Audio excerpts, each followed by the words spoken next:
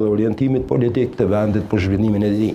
Ne kemi pasur zgjedhje vazhdueshme me afate të shkurta kohore, kemi pasur një qeveri me afat 4 vjeçar, por gjithsesi një qeveri e cila mendoj që bazuar në sistemin proporcional të Kosovës, i cili është ndërtuar në atë formë që në funksion të konsensusit politik, kemi pasur një qeveri për 4 vite e cila ka qeverisur vetëm pa një konsensus politik me aktorë tjerë, që është një bazë e madhe e papërfaqësimit tani në opozitë qytetarëve.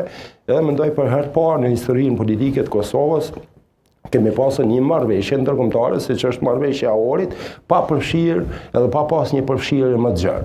Mendoj që në rrugën që ne jemi si shtet, për dallim prej shumë shteteve që kanë pavarësinë e tyre edhe funksionin e shtetit shumë më herë se sa Kosova, mendoj se Kosova është në një pozicion ku duhet të kemë më shumë mendim politik edhe konsensus politik se sa vetëm garantimi i numrave që mund të krijojë një qeveri. Konsensusin në kupton kryesiu përpas kuvendit që duhet konstituohet si një gjë procedurale dhe thelbësore, të kërkohet një akord më i madh, një koalicion më i madh, më i gjerë, ai bie kështu një farë bashkëpunimi më i madh politik i spektrit politik? Absolutisht po. Ne kemi pasur 2 momentume, domethënë të zhvillimit të politikës në Kosovë për vite të caktuara, kur kemi pas shumicën parlamentare ose qeveritare dhe kemi pas konsensus me opozitën në tematikat cilat janë zhvilluar në Kosovë, edhe në këto 4 vite të fundit nuk e kemi pas këtë rast, që ne kemi pas më tutje, edhe unë besoj që rezultati zgjedhor ka dëshmuar që qytetarët kanë nevojë për pasur një konsensus më të gjerë politik, i cili i përfaqëson gjithat derisa ne jemi ende në tematikat cilat kanë bëjnë me orientimin e Kosovës, me zhvillimin edhe me përmbylljen e shtetësisë së Kosovës, edhe besoj që në këtë ndërtrim duhet ta shohim formimin e institucioneve, përjashtu edhe procedurat ligjore të cilat mund të na dalin ose administrative mund të na krijojnë një qeveri të brisht si zgjedhja e presidentit e çështje tjera.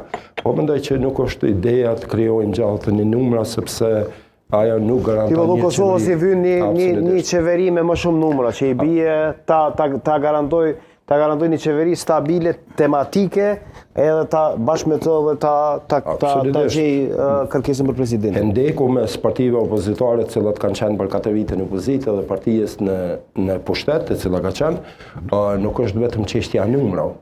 Nuk është çështja vetëm e fyerjes dhe fjalëve që kanë ndodhur në fushatat e fundit, por mendoj se është më shumë konceptual edhe politik drejt orientimit të vendit ose si duhet të shkojë. Kjo nevojë për këtë konsensus besoj që e bën më të vështirë arritjen e një krijimit një qeverie stabile se sa krijimi i numrave. Absolutisht po. Do ta kaloj debatin tek zoti Maliqi.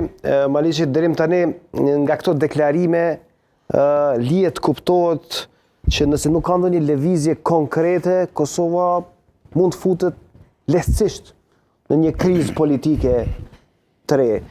Po flasim për një minimum numrash për ta bërë qeverinë i cili nuk është i garantuar deri tani. Të paktën nëse i referohemi këtyre qëndrimeve të deri tani, si po duket ty situata ndërmjet ose në komunikimin politik? Po situata është, po mendoj, spektri politik është i polarizuar. Domethënë kem 2 bloqe të mëdha, ashtu verdikti numrat janë